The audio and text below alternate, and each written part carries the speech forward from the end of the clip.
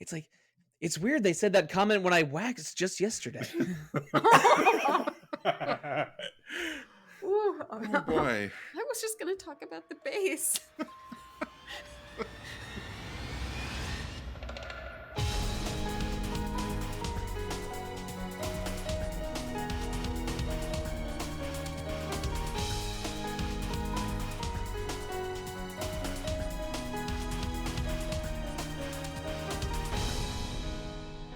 Hello, and welcome to episode 155 of Rhythm Encounter, the RPG fan music podcast. I am your host, Mike Salbato, and today I'm giving you a very brief intro because I'm assuming that you listened to last episode. And if you didn't, you should. So, last episode and this episode, we are doing our music of the year, and this is basically a direct sequel.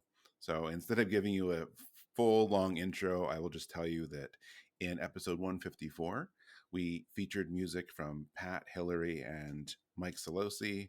So you'll hear things like Arco and Pokemon Scarlet and Violet and Final Fantasy VII Rebirth.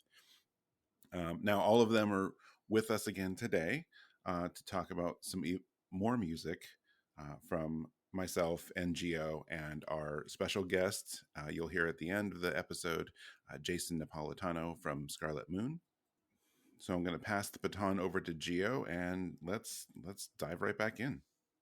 All right, Gio, are you ready to talk about your music?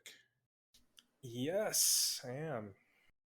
All right, so I'm bringing my first pick is Raven from Stellar Blade, composed by Oliver Good of Monaca.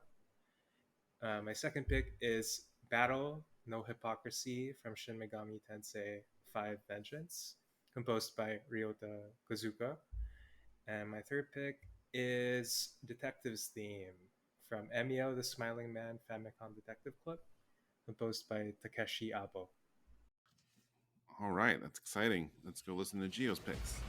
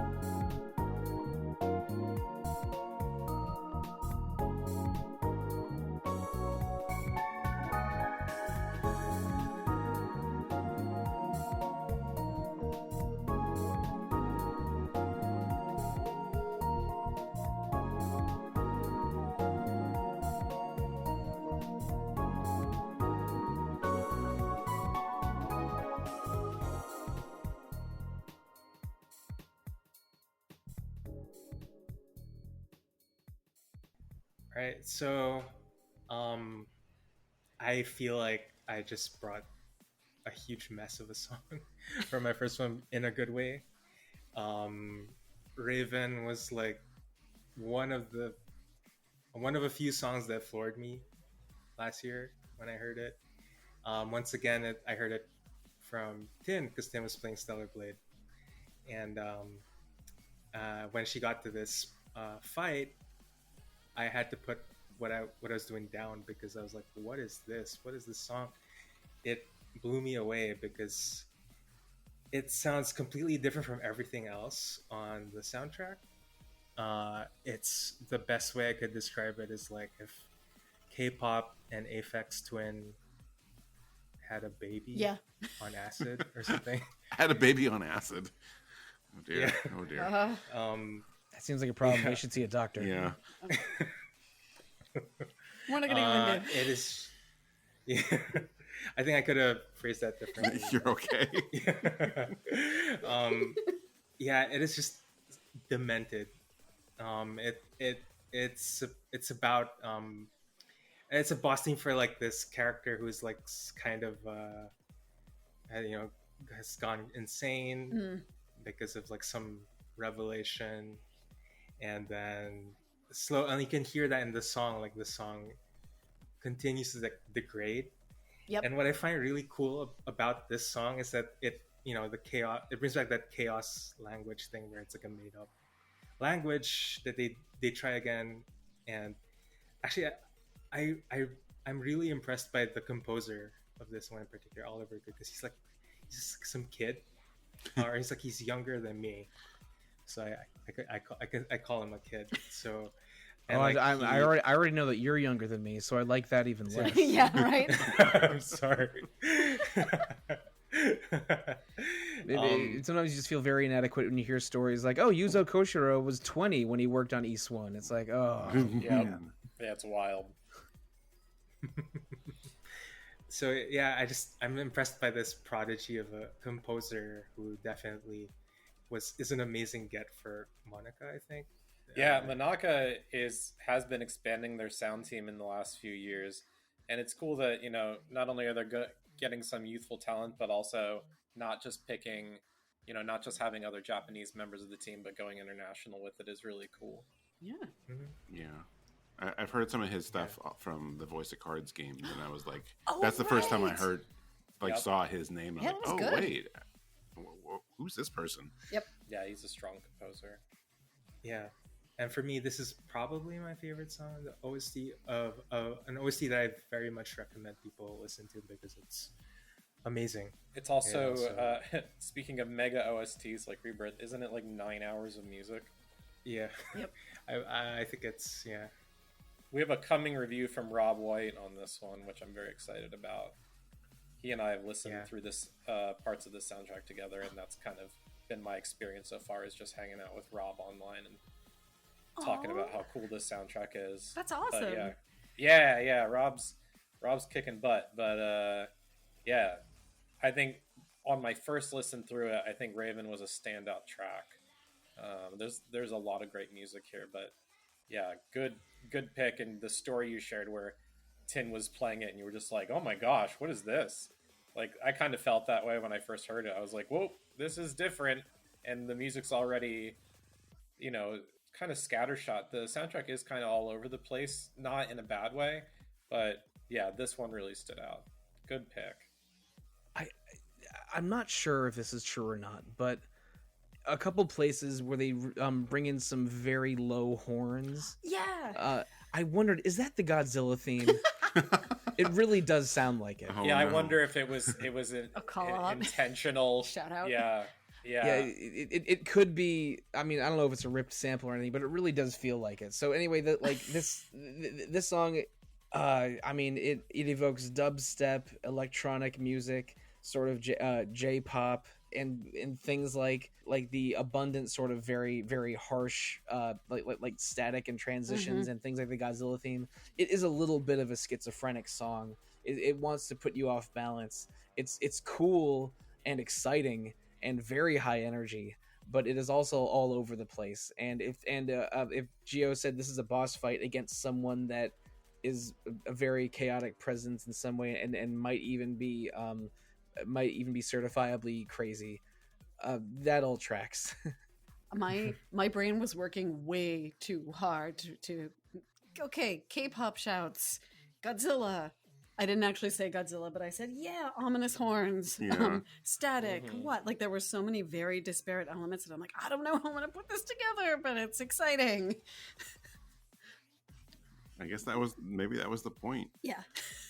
I mean, honestly, I wasn't even sure where to go with my notes because of how much was going on. So I'm glad everyone here put into words like kind of what I was thinking, but couldn't like put into words.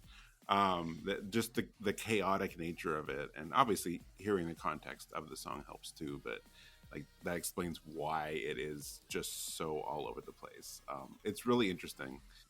Thank you for helping me realize like my own thoughts on this really interesting song. Yeah, and some extra context.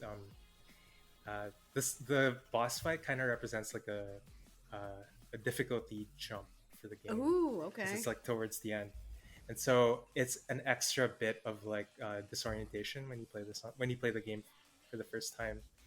It's like what's going on? Like why am like all of a sudden you really need to parry, or you need to dodge very very precisely. So I think it's memorable for the people who play this for a lot of reasons. It adds to the standout vibe of this song, which I don't know how to transition to the next one other than it's also a little bit chaotic, at least at the start, which I found Battle No Hypocrisy. I chose this one because like I found it really interesting how dissonant the intro is, and then when the flute kicks in, when the beat kicks in, it's like a huge relief because like, oh okay, there's something I can hold on to with this song. And like I just found it really cool because the whole soundtrack of Shin Megami Tensei 5 Vengeance, like the new songs, are I find very challenging and like experimental, and this is like one of the more accessible songs for me. But I think the album overall is a very satisfying listen. I think it's probably my favorite of the year, all told, because man, I just keep coming back to so many songs in this one more than all the other soundtracks I listened to this year. I want to talk about Ryota Kozuka, who is like I feel like a bit unsung as far as like composers go, because he's been crushing it since the earliest like I took notice of him was like Shin Megami Tensei 4, because the soundtrack to that game was really really really good. It's very different from the Shoji Meguro at Sushi Kitacho like style. It's very dark and very it likes to play with like downbeat, distorted sounding sound. Yeah.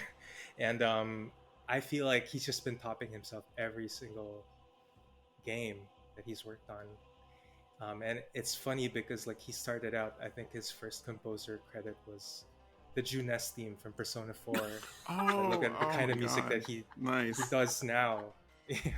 The music he does now is like really, really noisy, and I just can't get enough of it. I think this is like one of the standouts in the whole Shin Megami Tensei 5 soundtrack. But that's another big one. That's like a 6-disc soundtrack. But I really recommend if you can like check it out.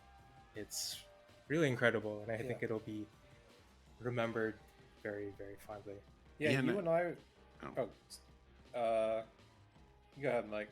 I was actually going to give you an intro because I have some other thoughts too, but I was briefly going to mention like this is one of those games where I thought the Vengeance soundtrack was kind of like a reissue of the first one, of like the original game soundtrack with like more tracks or something. But you, Pat, told me that was not the case.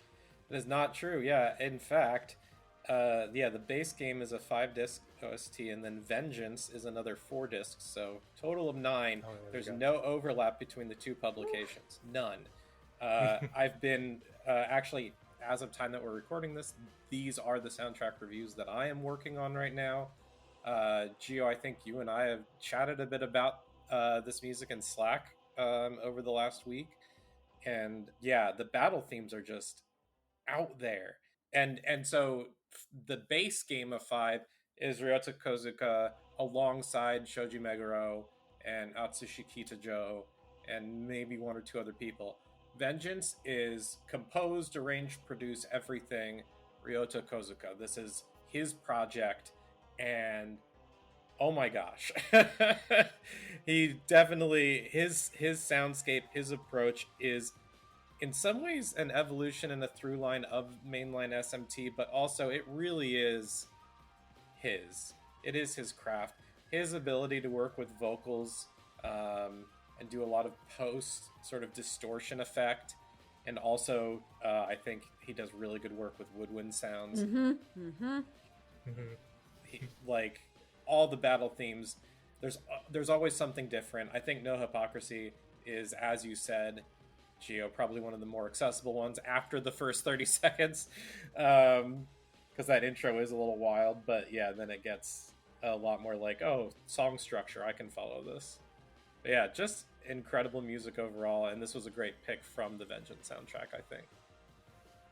Yeah, I'm glad you mentioned the vocals and the distortion, because one of the one of the very detailed specifics I noted was, I think, near the end where there's a choir, but it almost sounds like a clock chime.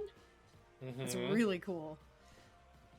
Yeah, there are times where you listen and you go, I don't know quite what that is, and that's kind of the point. Like, yep. He's distorting it to the point that, what's the origin of that sound? I don't know. And I love the aggressive woodwinds in this. So much fun. It's a very aggressive song in general, and I mean, oh boy, I don't want to turn this into a whole analysis of what SMT is, but very, very abbreviated. These are post-apocalypse RPGs where a future version of Japan is taken over by demons, and SMT5, which I played a couple years ago in its original version. I have not played Vengeance, but my girlfriend played through all of it, and in both paths. It took her like 130 hours or something. But it's faster moving and more kinetic than SMT 3 or 4 by a large margin. Because like those are very sort of methodical games, but in SMT 5 you really can just sort of sprint through every map. But it's still a ruined Tokyo taken over by demons. So when you hear this song, with distortion and dissonance that makes you think that sounds like something that like a normal instrument but wrong, I think it's because like this game is supposed to feel like a Tokyo that you know, but it's wrong. It's twisted. It's taken over. And I think that this song, or like the tone of this battle theme, is dystopian in a way that the world of SMT5 is dystopian. And it's very high energy, again, because it's a battle theme, but there is so much more movement and speed playing through SMT5, and Vengeance made a lot of incremental improvements and is much larger in content than the original version of SMT5. I think that the sort of offness of the song is dystopian in a way that the world is dystopian. Yeah, no, I love that description. You know, that and like just the distorted sounds where you can't really place them, I think works really well for that setting. Just that the whole thing just has this cool, like, I like just calling it like a crunchy industrial sound. But like where it has that with these distorted sounds, and it comes together to give you this. I mean, it really fits the idea of this like future like Tokyo setting mixed with these like otherworldly like demonic elements. It's just that the vocals are like really kind of creepy, this relentless rhythm to it, just all of it, like it comes together so well. It's a lot of fun, and I really just can't get over the fact that they did a whole new soundtrack for this release. I mean, as much as we give them crap sometimes about reissuing games, like if they're gonna, at least they're putting a ton of effort into it when they do this other version. I mean, that's nearly the same amount of music between the two. Yeah, I mean, in this case too, it's also nice that it's like expanded to like more platforms as well. So, no, that's great. Can we talk about the title for a minute? Because when I first read it and like before listening to the song, maybe I played too much Persona, but I was absolutely thinking along the lines of like, okay, investigation team, no hypocrisy, Lotus Juice is going to come and rap at you. And then this song is so far from that, but I really like it. All right, yes, I like that. And yeah, I mean, speaking of investigations, I guess we can move on. Hey, to give you a the third segue. theme. Yeah, there, I figured something out. And well, the reason I picked this one is like, actually, I haven't played any of the games that I picked from, but I just really like their soundtracks. But this one, I just really wanted to give Takeshi Abo his flowers because I really liked his work. I just really like his work. Like, he's the guy who does the music for Mages. He's like their like signature composer. Yeah, he's Mages sort of like become the visual novel king. He does the science adventure series, including Steins Gate, and then he also did the Infinity series. Ever 17 and Never 7 are coming out soon, are re-releasing soon. He's sort of like he is, and not just Mages. He's done a lot of projects. He is really like, if you look at his discography or whatever on VGMDB, like so many big name visual novels. He is just all over it. I didn't know that he did Emio. Yeah, so and he did that Otome game, Gensum Genso Menage. The one Audra just reviewed as of this recording. Yeah, Audra just published it, and I looked up. I was like, oh, who did the soundtrack? Boom, Takeshi Abo. Dude is on it. And like my introduction to it was like the Remember 11 OST, like the third part of the Infinity series. Series, and that's a very, very, very good soundtrack. Yeah. And this song, Detective's Theme, is very typical of him, I think.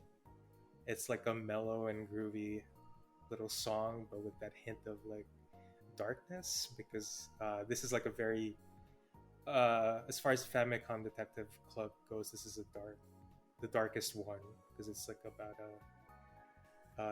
has a horror slant to it, like the serial killer who puts bags on his victims or something. And I think it's like it's probably the best song on the soundtrack that I've listened to.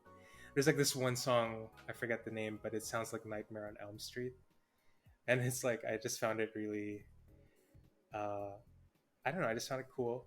I guess like he's like referencing all these little pop culture touchstones in his work. There's your horror.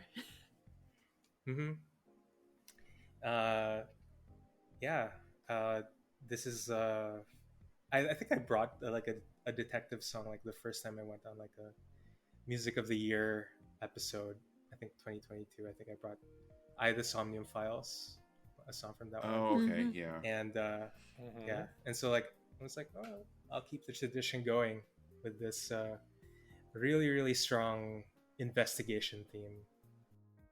Yeah.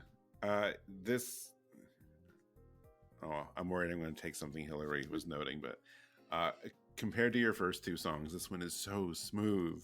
Like we went from like something really chaotic to like really crunchy and weird, and then just this really, really smooth, beautiful sound. I love the contrast, actually.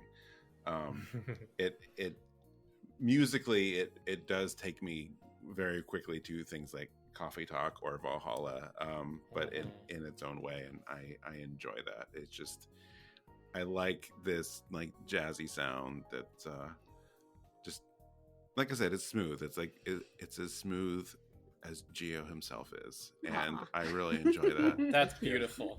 Beautiful. But no, I mean, like, what it just, I'm gonna bring back vibe, like you said earlier, Pat. Like, there's a vibe of the song that I really, really enjoy. So I'm gonna check out more of this soundtrack too. So yeah, I'm going to piggyback off what you said really quickly about how smooth Gio is. Sure, yeah, absolutely. I will second that. Okay. Without Gio, without you might need to check hesitation. Gio, you might need to check your apartment for cameras or something.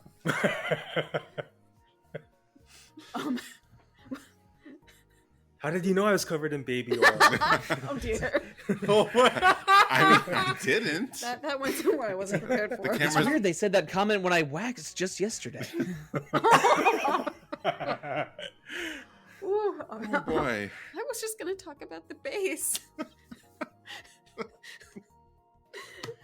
Right. That is really something I look for in like a smooth kind of jazzy detective-y track, and I love the bass in this one so much. It was really nice. Yeah.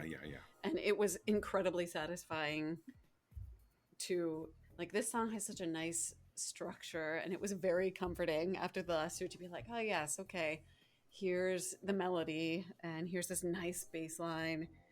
Everything feels very smooth, and then you've got some nice modulation at about a minute. I feel very comfortable and like cozy. There's a little bit of darkness going on, but like I don't know, it was just such a great palate cleanser.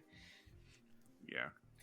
Makes me wish Anil was here, because between Takeshi Abo, whom I know he loves from like the Infinity series, and then great bass lines. Mm-hmm. That's right. This is a song for Neil. Yeah. Make a mental note. I need to tell him to listen to this. You song. would like this one. Yep. Yeah. I remember I was so surprised when that collection of the first two Detective Club games came out. I think that was 2020 or 2021, and those are two games from the late 80s that I had heard of a lot as being really, really seminal, influential visual novels, kind of like, Portopia Murder Case or something, for being just very early versions of mystery visual novels. And then not a peep from the studio for almost 30 years. And then we get these pretty good remakes of those two. And then I was even more surprised that a couple years later we get a new one of them. Yeah. So this is already, just the existence of this game already feels like a minor miracle. But then you listen to this song, and I don't mean to be too reductive, but it would fit perfectly in like the investigation sequence of an Ace Attorney game. Yeah, or in like, or when you're like visiting the detective's office in Persona 2 or Soul Hackers or something. It's it's smooth. Maybe it evokes Japanese police serial. Maybe it's like contemplative that makes you think that you're considering evidence and not running or fighting or something like that. I mean, we've said smooth like 20 times in this segment, but it's very mellow. It like, oh, I'm running out of words. Usually not a problem for me, but it's very mellow and contemplative, but also very groovy in a way that definitely I have not played any of the recent remakes of Famicom Detective Club or the new one. But I feel like this enhances the mood that it sets very, very well, even though I have not played the games. So yeah, no complaints here. Now, just another game to affect my 2025 budget. Thanks, Gio. Sorry, Pat. Saga keeps moving down the list with all these with Emio and Arco. I'm noticing. And all it's this. okay. It's all right. Maybe it'll get shifted to 2029 by the time this episode's over. That's all right. All right. We're gonna move on. Man, who hasn't gone yet? That would be me. Oh my gosh! And our special guest that I definitely talked about in the intro. So, but before we get to that, I have 3 songs today, and I almost went for a theme of 3 games that I had not played, which of course is not very hard for me. But one of these surprised me so much I had to bring it. That said, the first 2 I have not. So my first song is The Climb from Flowstone Saga, composed by Luers. After that, we have A Turn of the Page from the game Paper Perjury by Failpositive. And my last track is an arrangement of Sword Search from The Legend of Zelda Link's Awakening. Now, the original song was composed by Minako Hamano, but we'll be listening to the version by the Deku Trio from the Zelda and Jazz 2 album. let's go listen.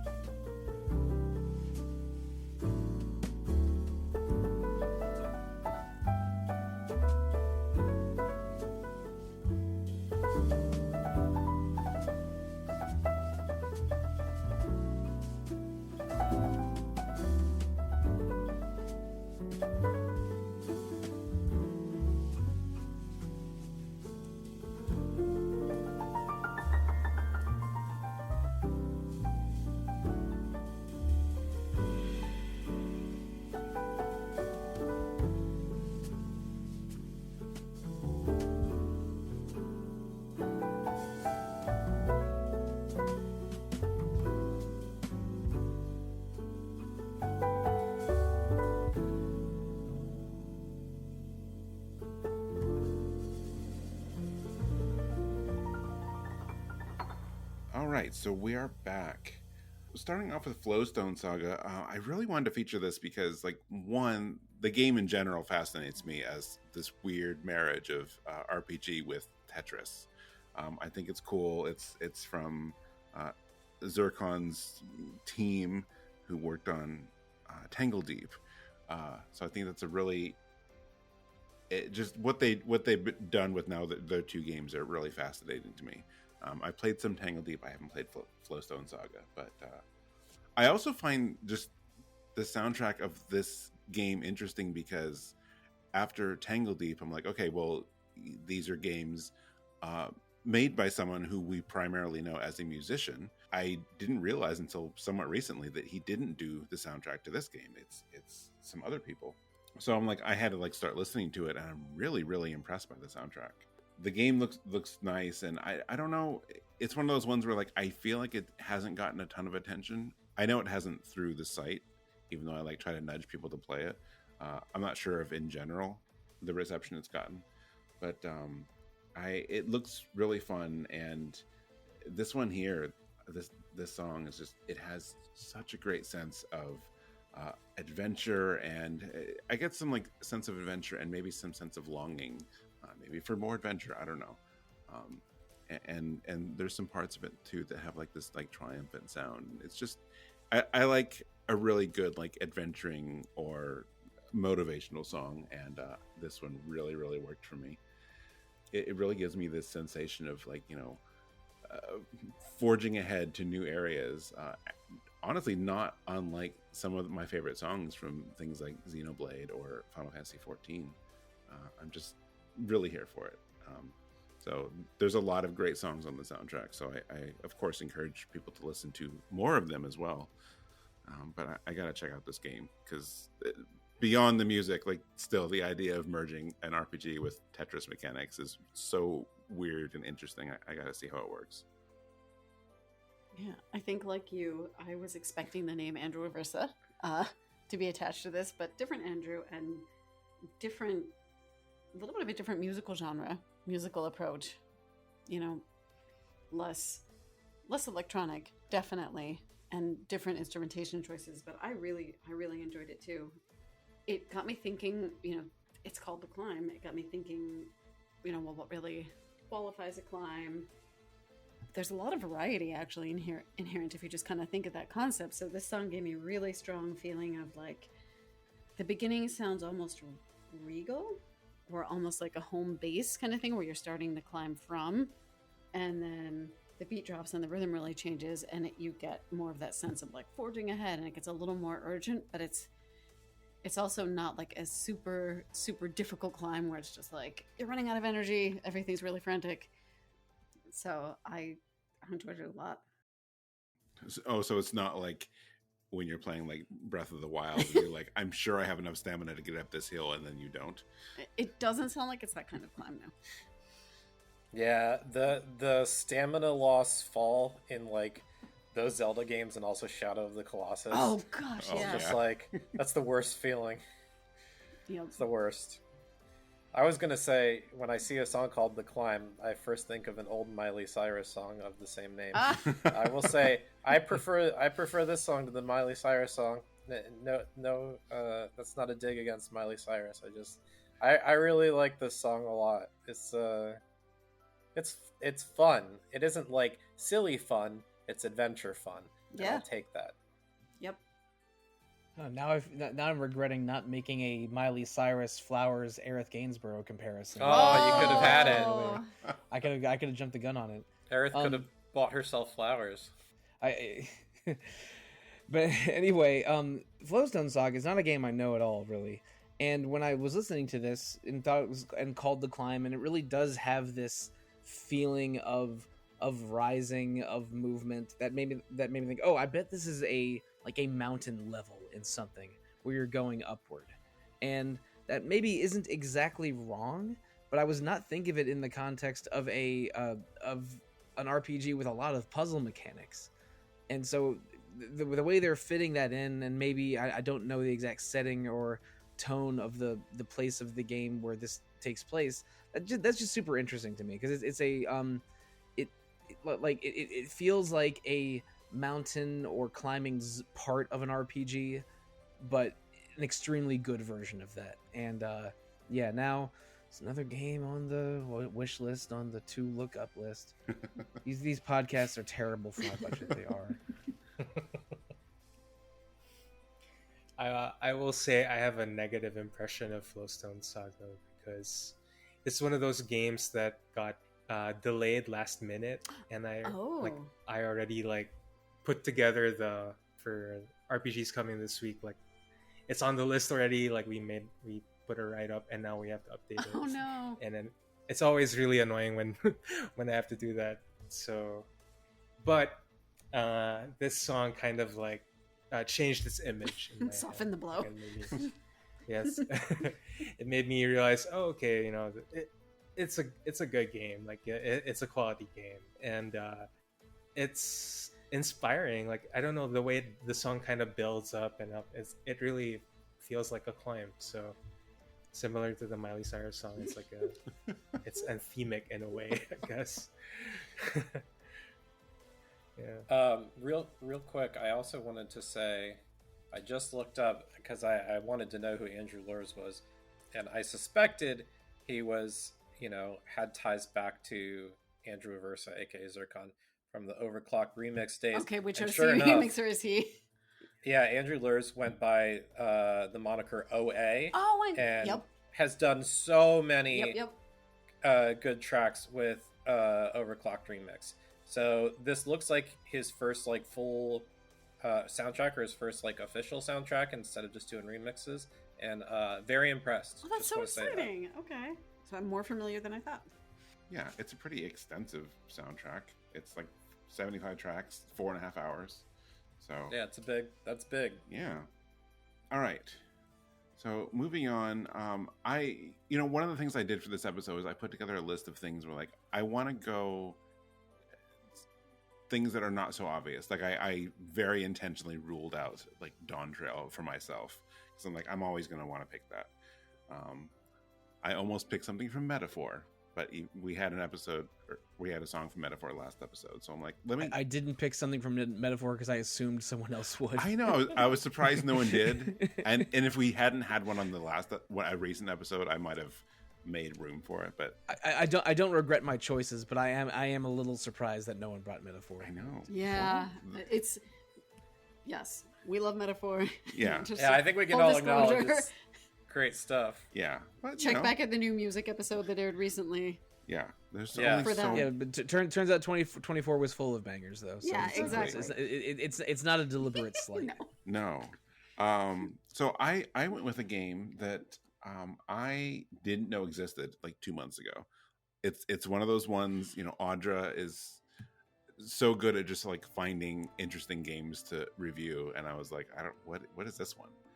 So Paper Perjury, a Ace Attorney-ish, pixel art kind of visual novel game, and I was like, all right, I knew nothing. I was like, I have no idea what the soundtrack is like. I put it on my list along with like Arco and some other things to check out, and it just really surprised me and delighted me. The soundtrack is it's 2 different composers on this one. So this particular track is by someone who goes by Failpositive, and I just find it very, very compelling. Like the soundtrack overall has some really catchy, like aha moments, or like you would expect from a Phoenix Wright, like when you crack a case open at the end. But this one, I'm not sure the context of this song, but I just fell in love with it from the subtle notes throughout the song, and then just the main melody is just really, really lovely and inspiring. So like between this, like going through the whole soundtrack and reading Audra's review of this, I'm like, again, this game I hadn't heard of at all, like is now of course on my list, so I gotta check it out. Yeah, I was going through, and it was very striking how this is a very graceful song, and I would almost expect it in a fantasy setting, but then those pizzicato strings hit, and I'm like, oh, okay, I can see a little bit of Ace Attorney here, and it was a very enjoyable piece as a whole too. So I'm glad you brought it on. Gio's song from Emio a little bit earlier really felt like it fit in perfectly with a police procedural or Ace Attorney kind of game. I think that this song doesn't fit as obviously into that box in my head, but it is so pleasant and positive. It just makes me think that maybe this is a detective game or a lawyer game, as it were, with just maybe a slightly sunnier tone than maybe a darker or moodier kind of detective game. And that's not a negative at all. It's look, there's such a thing as cozy mystery. It's practically a genre you can search for on Barnes and Noble. But I don't know much about this game, but this being either a walking around song or investigating in your office song, but creating a tone that's just a little pleasant. Maybe this your main character doesn't have a drinking problem or a pending divorce, like so many detectives. But they go home and enjoy life. Yeah, it's like they go home and they make a cup of hot cocoa and they have a nice time.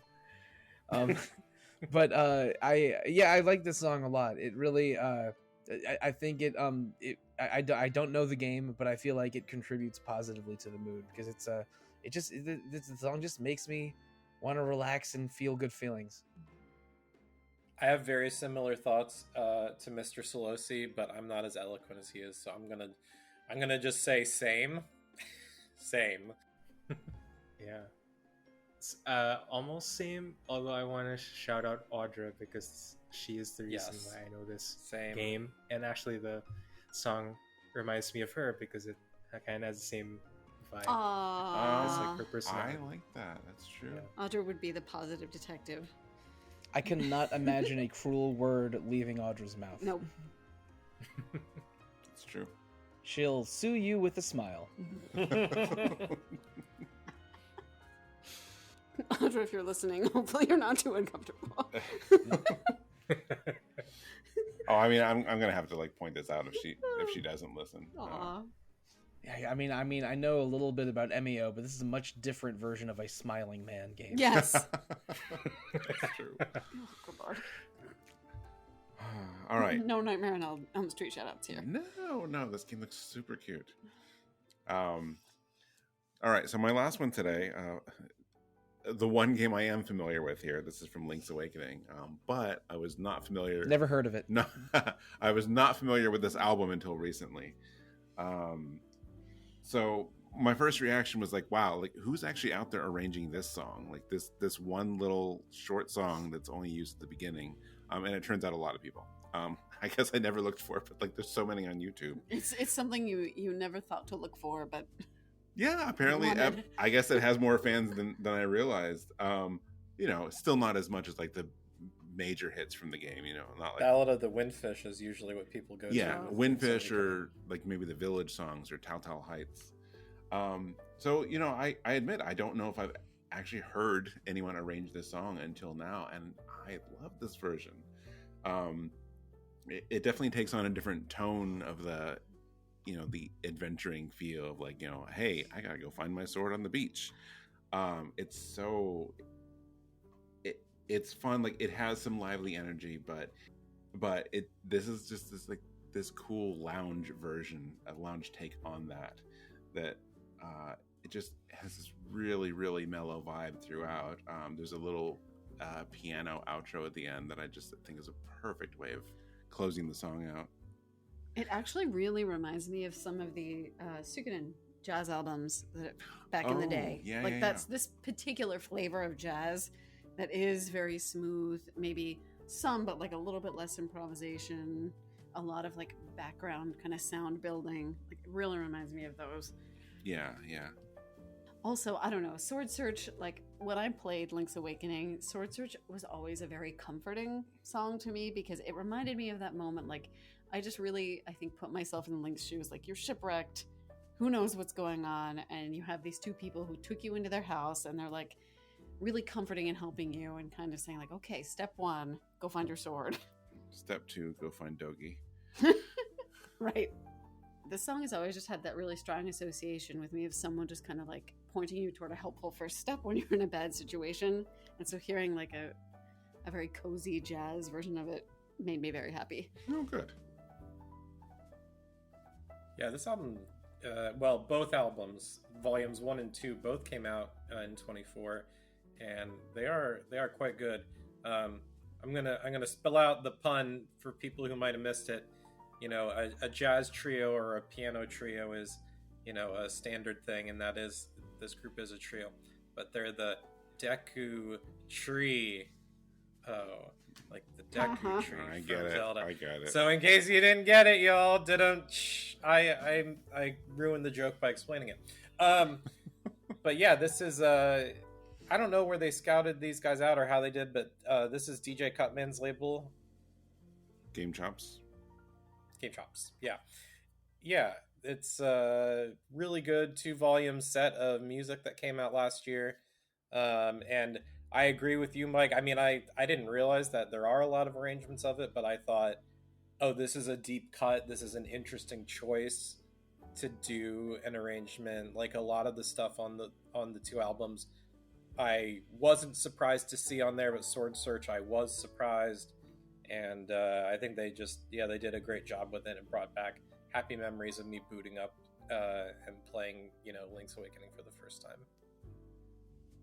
Similar thoughts to Pat. I've played Link's Awakening multiple times, and when you hear Sword Search and you're going around and you're like avoiding enemies or pushing the little sort of spiky guys instead of because you don't have your sword yet, like it really does feel like just the start of your adventure. It's the welcome mat into what's, in my opinion, one of the best Zelda games. So it like, hearing that song makes me think of, oh, I'm starting Link's Awakening again. I love this game. Let's go. But it's not, like Mike said before, this isn't one of the signature songs you think of from Link's Awakening, or at least it isn't for me. So hearing this very, very sort of lower energy version of that song, which is kind of a bright, peppy song in the originally, is such an interesting choice. And it has all of the coziness and nostalgia of that melody, but just completely different mood. And it's very successful in hitting those nostalgia notes and just creating a very, very easy listen. I liked this a lot. Now I have to look up this album, but it looks like a lot of it's on YouTube, if not all of it. So that'll be a fun video safari in the next few days. Yeah. So the first Zelda in jazz was I think it's all Ocarina of Time, which is cool too. Yes. But I like that this one has some other stuff. It has some Wind Waker and Link's Awakening, Majora's Mask. So, yeah. Link to the Past. And Link to the Past. Oddly, it has the blue piece from Tears of the Kingdom, although Tears of the Kingdom is not represented. So I don't know if that's supposed to be a teaser for a Volume 3. I'll take a Volume 3. Yeah, me too. Nothing else to add. It's damn good. I'll take that. No notes. No notes. Damn good is good. And there you have it. Between last episode and now, you've now heard the music and commentary from all 5 of our RPG fan panelists. So now we're going to cut over to my conversation with Jason from Scarlet Moon. We recorded this one separately, so everyone is not here at this point. It'll just be Jason and myself. So let's go and take a listen. All right, and now we are in our final block of the episode with our special guest. Today we have Jason Napolitano from Scarlet Moon with us. Welcome, Jason. Thanks for being here. Thanks for having me. It's been a while. It's been way too long, I know. You used to be a fixture on our Music of the Year show, so I'm happy you agreed to do this. Happy to be here. So thanks. Yeah, thanks again. Yeah, of course. So like everyone else, Jason picked 3 songs today, so we're gonna introduce those and chat about them, and I'm excited about it. So Jason, what are your 3 songs today? All right. The first one is a song from the Visions of Mana soundtrack called Charred Passage by Tsuyoshi Sekito. And my second track is called Silent Street Battle from Stellar Blade. And the third track, maybe an unconventional one, is Pennies in a Pinch from Penny's Big Breakaway by Sean Bialo. All right, well, let's go take a listen and we'll come back with some commentary.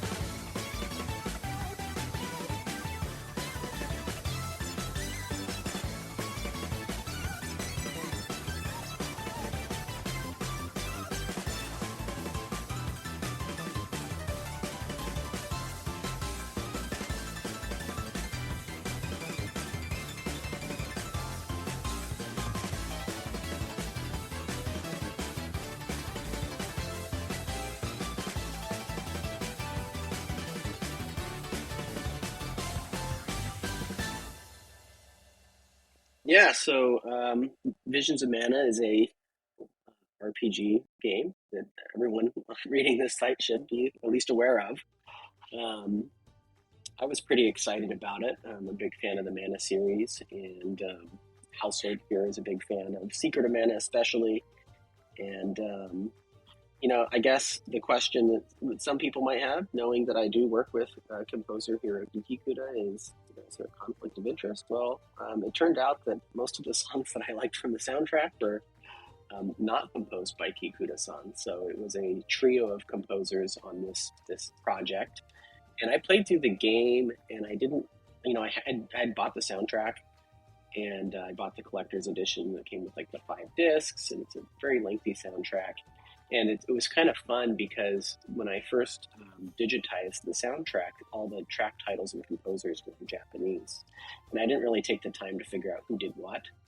And so as I played through the game, you're kind of like playing a guessing game, like, oh, is this one Hiroki Kikuta, or is this one Tsuyoshi Sekito, who's also done a bunch of titles in the past.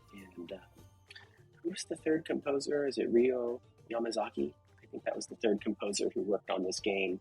And so trying to figure out who was doing what. And it wasn't until after I finished the game a few months ago that I finally went through the soundtrack. I was like, okay, which songs did Kikuta-san do? And there were some ones that were very Secret of Mana-esque that I was really shocked that he didn't do. And so it was really kind of fascinating to kind of go through that whole process. And I had done a little brief interview on our company blog with the 3 composers to ask them what they were responsible for. And it's pretty fascinating because even the tracks that I think we all think of, Tsuyoshi Sekito as a composer who does a lot of rock heavy stuff, and that's kind of what he validated in his little interview. But as it turns out, this Charred Passage track that was probably my favorite it was definitely my favorite from the soundtrack. I probably had a dozen songs that I was thinking about bringing up for this episode because the soundtrack was really good. It was a lot of like town themes and exploration themes, ones that you hear like a lot, that never really got boring to me. And this Charred Passage one was one in the first kind of exploration area of the game that has a lot of really cool percussive elements.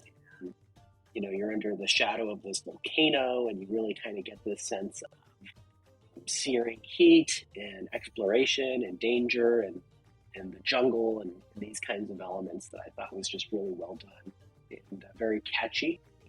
And so, I thought it was all around a really great soundtrack with a lot of really cool tracks. And was glad that I found a track from it that Kikuta-san didn't compose, so that I can talk about it a little more. Yeah, I'm glad you did too. I think that is really interesting that even with the 3 different composers, you'll hear like this familiar kind of sound, and it's not who you think it was between the 3 of them. I'm also a fan of the series. Visions I have not finished yet, but there's something. It's not a very specific sound exactly, even, but there's something about like the more adventurous, like exploration, overworld themes, like you get in some of the different games. That is just they're often some of my favorite in the series. And in this one, like I love the instruments that are used in this song, but also just the soundtrack as a whole. I always want to try to identify instruments. I'm not the best at it, but thankfully there are some credits here, so I know there's like an oud and some other stuff on the soundtrack. So I'm thinking that's the strumming that I'm hearing. I'm not sure what the drums are. I like the drums a lot in this one because the drums are listed as additional drums. So who knows I don't know what kind of drum it is, but I really enjoyed the drums of the song as well. So yeah, I love, like I said, that sensation of adventure and all that, and like I can listen to this and tell it's from this series, even though it doesn't sound. It's not like it's a remake or anything like the older games. So really fun. I was having a little conversation back and forth with Kikuta-san via email. Just about like, oh, hey, what did you do on the soundtrack? And hey, this interview is going to be coming through. And then I finished the game and was sharing some of my thoughts. And I sent him 2 of the songs specifically. It was like the 17th track on the first disc, which sounded very much like what I thought sounded like steel and snare from Secret of Mana. You know, it had really heavy hitting, like industrial percussion. And it was the solo contribution from a composer called Koji Yamaoka. And I was like, man, I swore this had to be you. And then I sent him another one. It was track 7 on disc 2. And I said, this one uses marimba. I thought this was certainly like your signature. Like this had to be you. And it turned out that it was not his. So it was really cool to kind of see how, you know, I don't know if those composers, you know, they've all kind of contributed to the Mana series, and maybe they all kind of live it now. But, or, you know, maybe they were inspired by something Kikuta-san had done. But I was just kind of, thought it was really funny, and he was kind of offering up some comments and thoughts as well. So it was kind of a fun back and forth to talk about. Yeah, no, that's great. I'm going to, actually, I have not actually read this interview. I'm looking at it now on your site with the composers either. I don't know how I missed that one. So I'll drop a link to that in our show notes as well so people can read along. Oh, yeah. But yeah, a really cool game. I don't know how you reviewed it on RPG Fan, but you know, really kind of cool way to dive back into the Mana series and kind of inspire me to go back and play some of the titles that I missed. So I'm currently in the process of, I got Children of Mana on the DS when it came out, but it was sealed still to this day. Oh, wow. And so now that my kids are kind of into it and we played Secret of Mana together, I've gone through, I already had like a DS Lite, a DSi XL, and a 3DS. And so we're basically, you know, I went and bought 2 more carts, $10 a pop on eBay, and I had to buy an extra charger. I'm trying to get a old router that can support an old network that the DS can actually connect to. And then we're going to try to play some 3-player Children of Mana. But there's a couple other games in the series that I missed, so it's kind of a nice way to dive back into the series. So yeah, really cool game, really beautiful game, and yeah, really kind of, they had some really cool elements in the game that I think RPG fans will like if they haven't checked it out yet. So yeah, for sure. Well, I hope your Children of Mana experience goes well.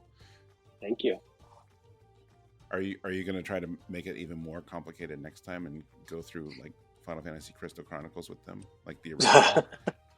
I don't think so. No. Okay, you have a limit then. Yeah. I do have my GameCube, but you know, would I need 4 of them? Well, only one GameCube, but everyone would need a Game Boy, and you'd need those cables. Oh, geez. Yeah, that's not going to happen.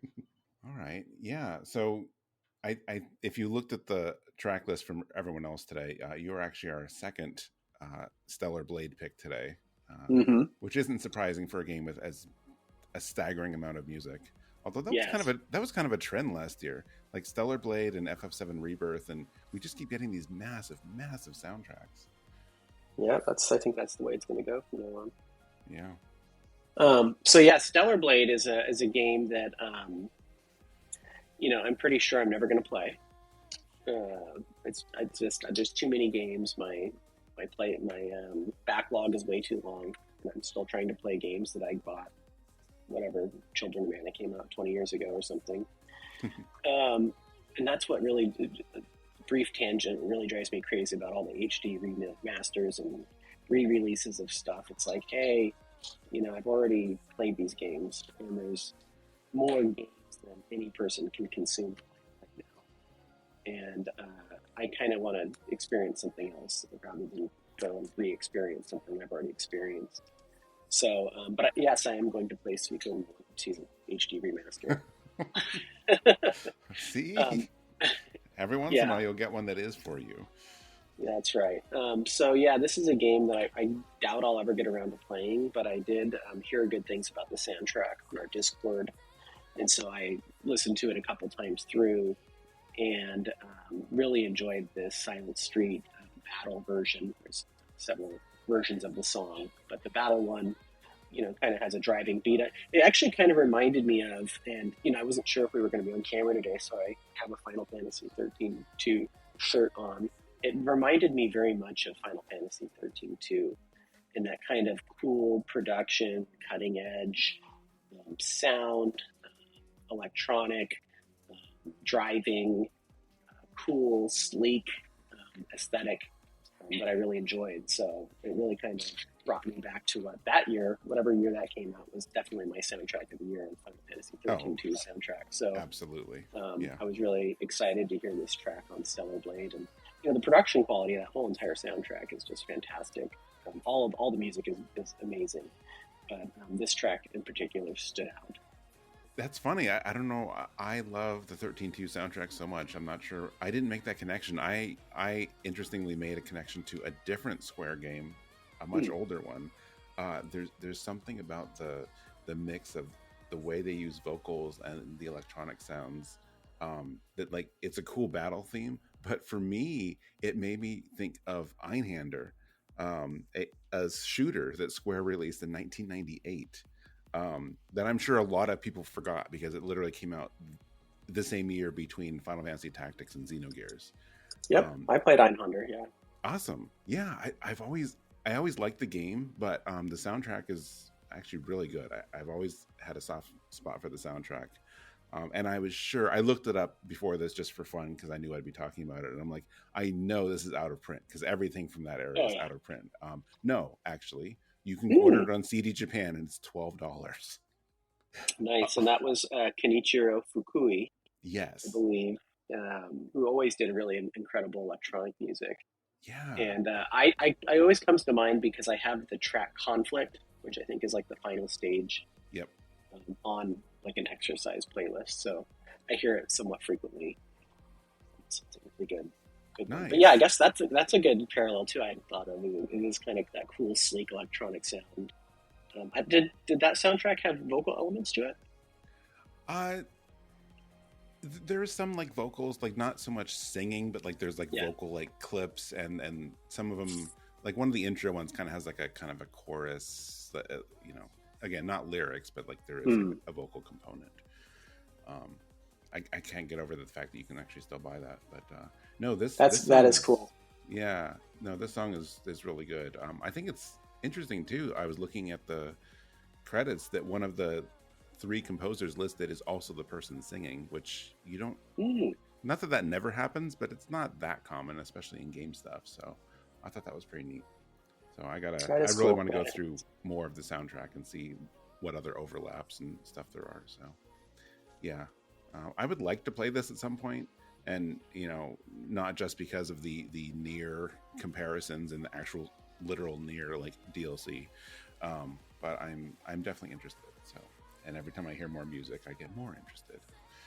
Yeah, I can tell you just as you say that that I was writing about games when Nier came out, and I was very fortunate to have a good relationship with Square Enix at the time, where they were FedExing me from Japan all of their soundtrack stuff, sometimes like a month ahead of the street date. So I got the Nier soundtrack delivered to me one day, and you know what the album cover is? Yeah. Grimoire, I guess Weiss, right? Yeah. On the cover, and you're like, what is this? Like, I haven't been following this game. Like, this is weird. And it's like, I'll just listen to it. And the soundtrack was incredible. Definitely the soundtrack of the year. And honestly, I didn't play that game for like 3 years. I think it was what inspired me to play the game was going back to the soundtrack and listening to the soundtrack. Why is this music so good? And what is the context for it? And maybe Stellar Blade will be a similar situation. Yeah, could be, huh? So thank you. For bringing all of these songs, but that one I enjoyed quite a bit.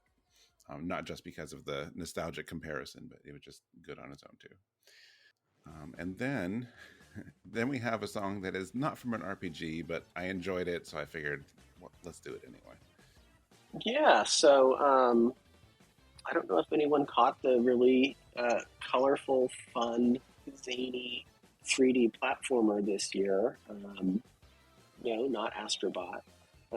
It was Penny's Big Breakaway. And it definitely spoke to me when I first saw the reveal trailer with the yo-yo and the colors and the kind of wackiness. My first thought was like, oh, wow, it kind of makes me think, what would a 3D mystical ninja look like? It's nothing like that. but that's the first thing I saw thought of with those elements.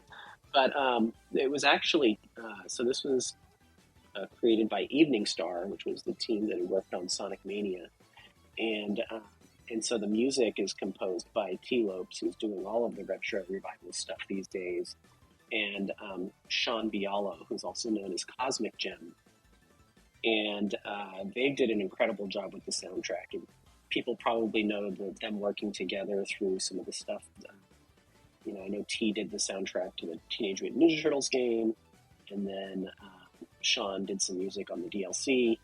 And so they did a really incredible job with Penny's Big Breakaway. And I had a hard time, I was kind of looking through the music I listened to released this past year. And towards the beginning of the year, there's the Penny's Big Breakaway soundtrack. It's like, oh yeah, that's definitely one I want to mine for a top track for the year. And it was, again, just like Visions of Mana, very difficult to pinpoint which track I wanted to highlight. But ended up going with, and the track titles are all really fun. This one's Pennies in a Pinch.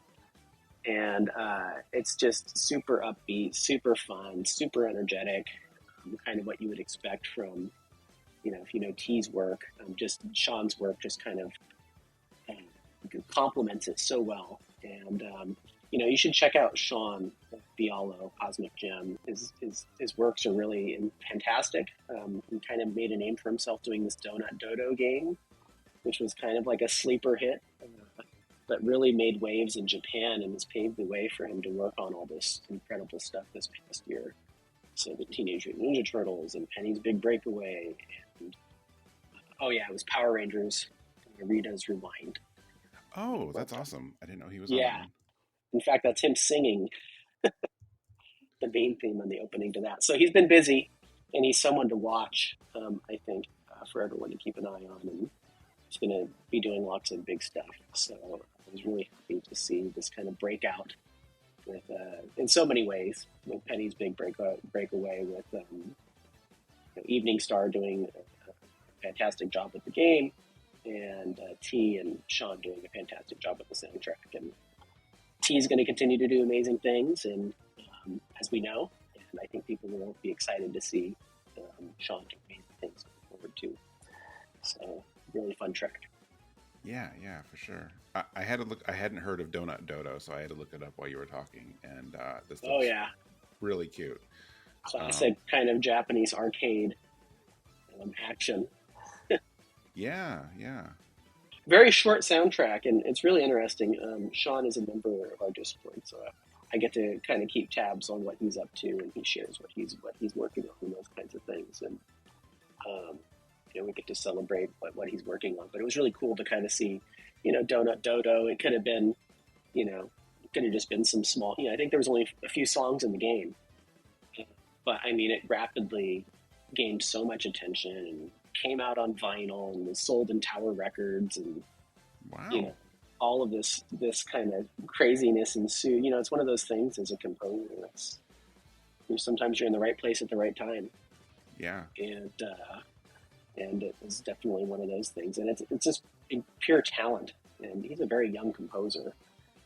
But it's interesting to me that Sean is a big fan of Jake Kaufman, who I know a lot of the listeners will know.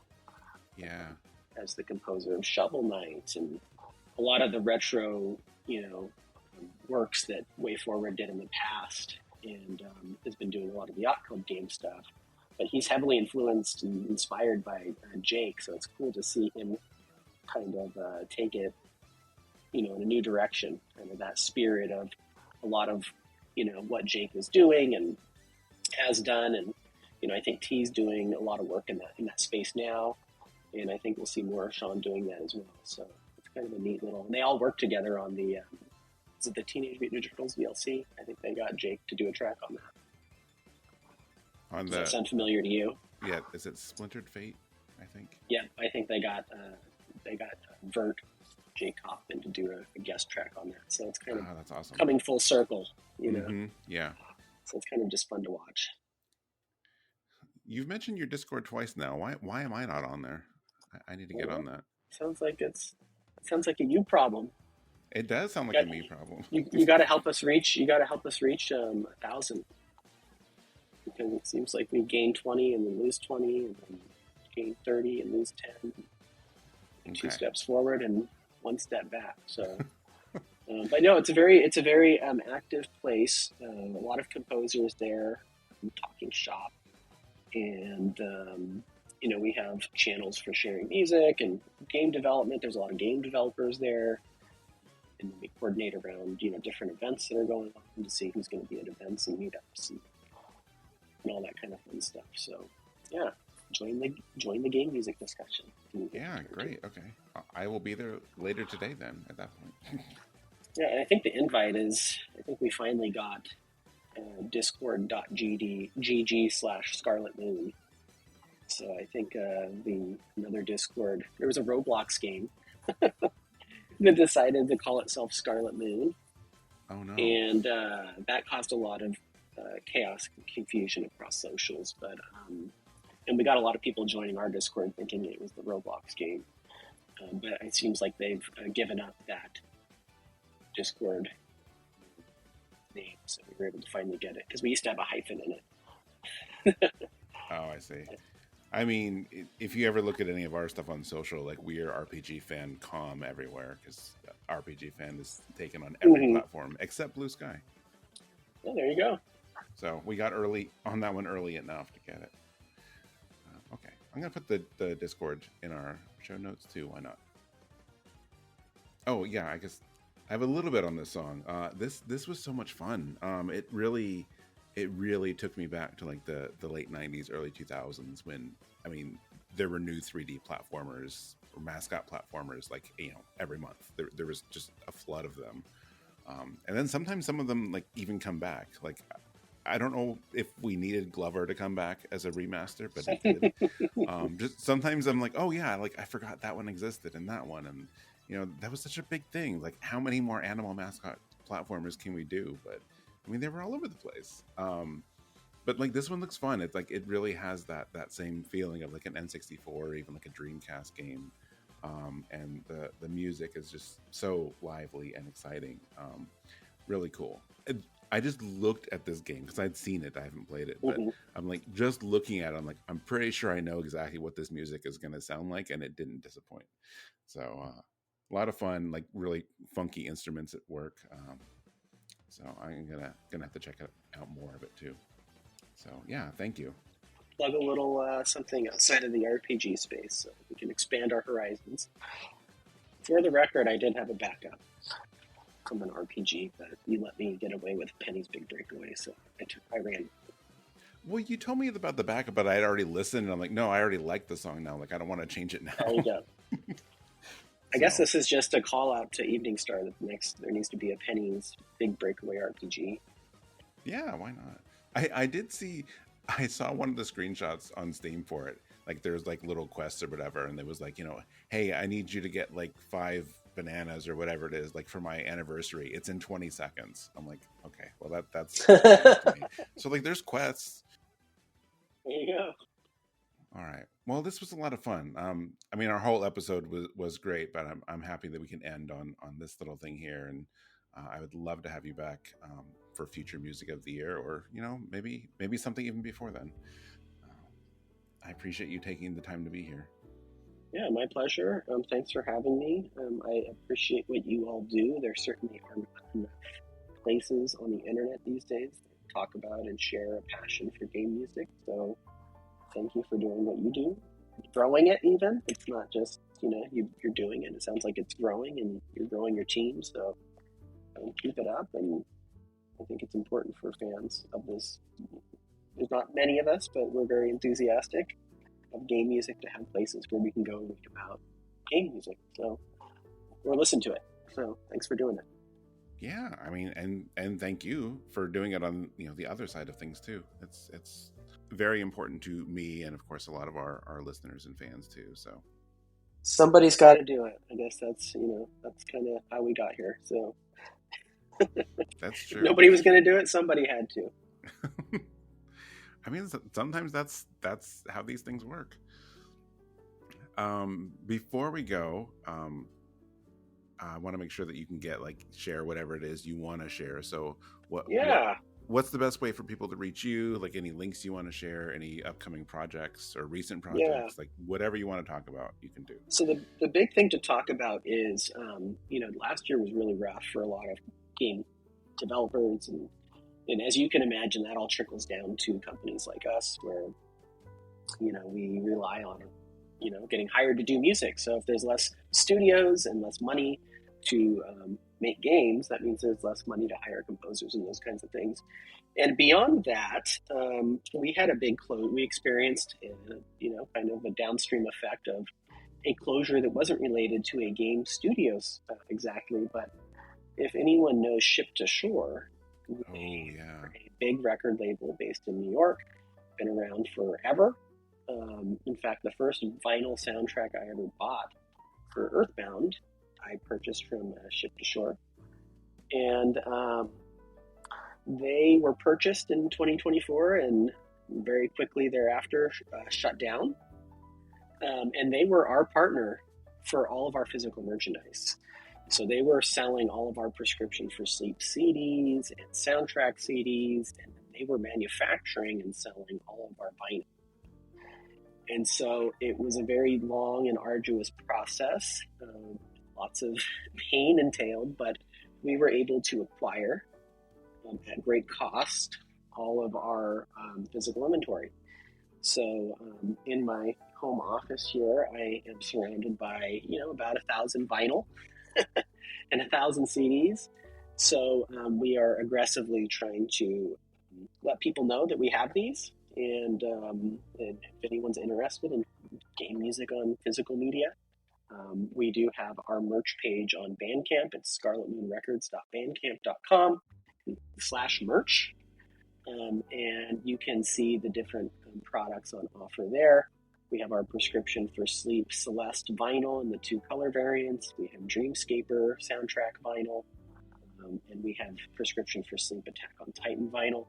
And then our CDs, we have Prescription for Sleep Celeste, Prescription for Sleep Shovel Knight, and we have Wizard of Legend. The music, it's the complete soundtrack that includes a bonus track that's not heard anywhere else, and the Piano Collections album boxed in a single box. And there's some other little scattered things there. Vambrace Cold Soul, which is another thing relevant to RPG fans. So there's a bunch of stuff there that you should check out.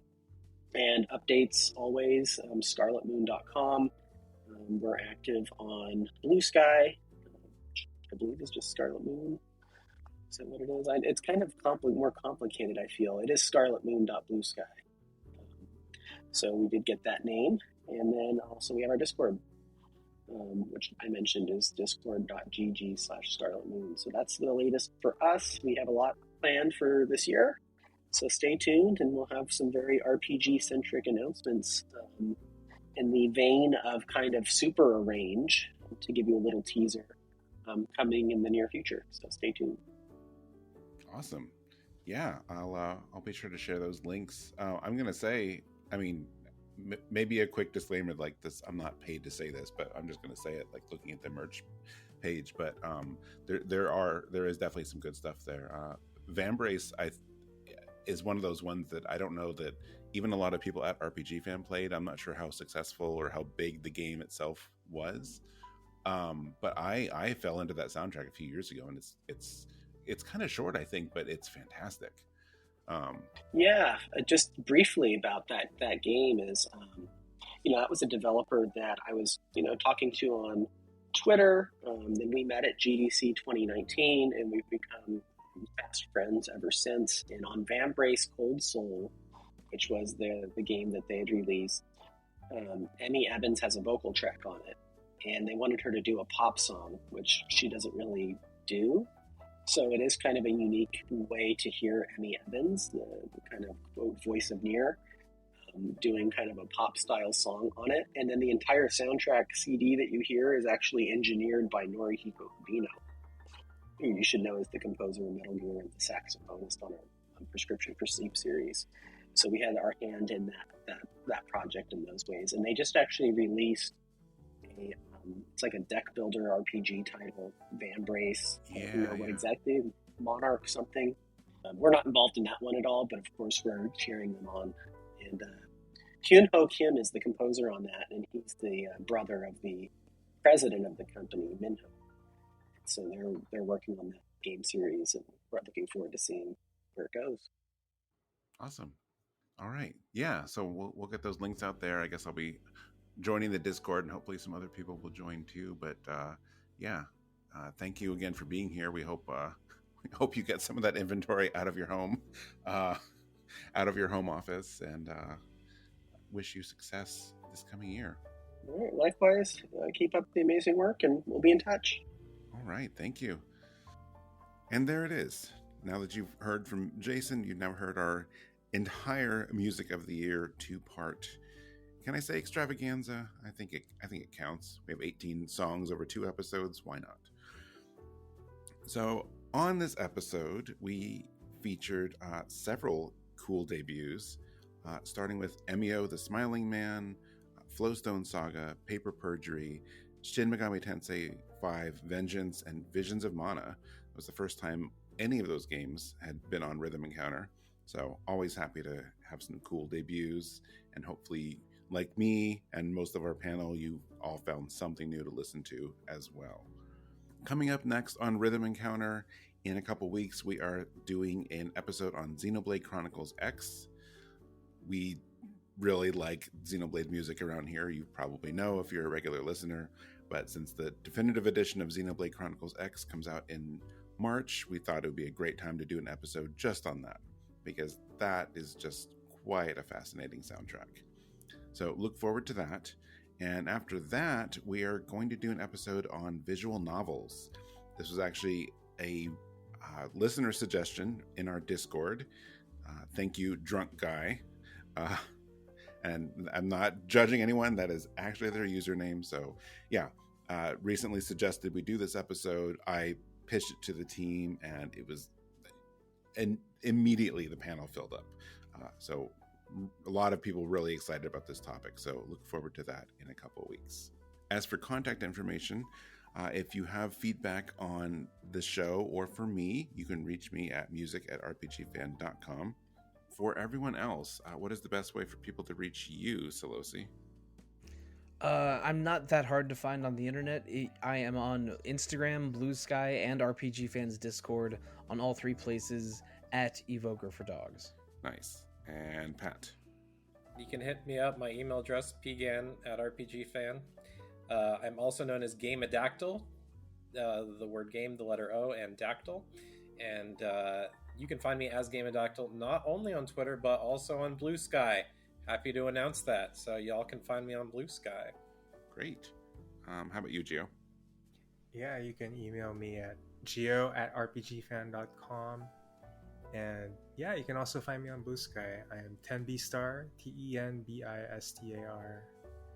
I always forget how that username thing goes. So Right. yeah, dot something, not so Yeah. short. Yeah. Okay. And Hilary? Best way to reach me is hilary@rpgfan.com. I'm also on the RPG Fan Discord. I'm EP Fire, although I'm not there quite as often. All right. Thank you, everyone, for your contact info that I definitely didn't just copy from the prior episode. Beyond that, Rhythm Encounter, of course, is not the only podcast on the RPG Fan Podcast Network. We also have Random Encounter and Retro Encounter. This week, actually, Random Encounter is doing a special midweek episode on the Canadian Game Awards that aired on February 15th. So we got, I don't think the entire panel is Canadian, although some of them are. Of course, Jono, our host, is. But they're talking about the awards and what featured there and all about that. So check that out, I think Wednesday or Thursday. And then next week, they'll be doing another episode on their mostly regular schedule of Monday, talking about Avowed and Like a Dragon, Pirate Yakuza in Hawaii. So go listen to that. And then Retro Encounter will be back next week to kick off their Tales of Grace's F remastered game journal. I suppose someone could be playing the non-remastered one. Either way, it's a Tales of Grace's F game journal. So check that out over on Retro Encounter. They post every other Thursday. Finally, you can find RPG Fan at rpgfan.com and on most social media as rpgfan.com. You'll find links to all of those in our show notes, along with a link to our RPG Fan shop. So you can get RPG Fan merch through our partnership with TeePublic, and then the RPG Fan review card collection, printed book of our review cards from social media.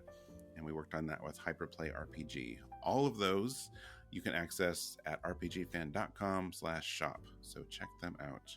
Finally, if you enjoyed this show, we would love it if you could leave a review or subscribe or comment or a like, whatever you do on wherever you get your podcasts, whether that's Apple Podcasts, Spotify, YouTube. That would help us out and we would appreciate it. And that's all. That's all for this episode. It's been a lot of music, a lot of conversation over the last 2 episodes, and I want to just say again, even though no one is here in the room with me, but thank you to all of our panelists who took part in this.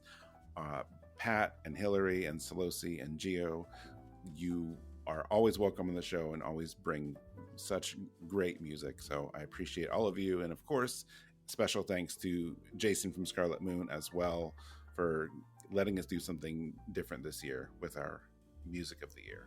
And that's it from me. We'll see you in a couple weeks for Xenoblade Chronicles X. So be sure to tune in then.